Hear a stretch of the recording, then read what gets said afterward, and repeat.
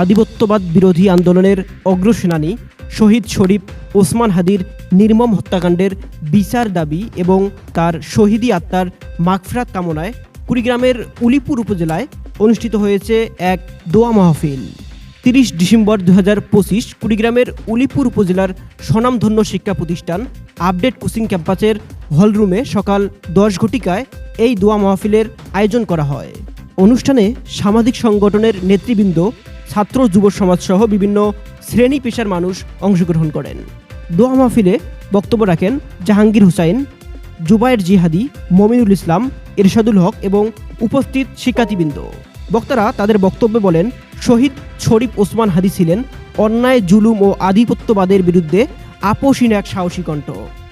তার আদর্শ আজও সংগ্রামী মানুষকে প্রেরণা যোগায়। তারা আরও বলেন, এই নির্মম হত্যাকাণ্ডের সুষ্ঠু তদন্ত করে দ্রুত দোষীদের আইনের আওতায় আনতে হবে। ন্যায় বিচার প্রতিষ্ঠার মাধ্যমেই শহীদের রক্তের ঋণ জাতিকে শোধ করতে হবে। শেষে দেশ, জাতি ও শহীদ শরীফ ওসমান হাদির শহীদি আত্মার মাগফিরাত কামনায় বিশেষ মোনাজাত অনুষ্ঠিত হয়। কুড়িগ্রাম থেকে মোহাম্মদ দিদার আহমেদ জীবন, ডেইলি উলিপুর নিউজ।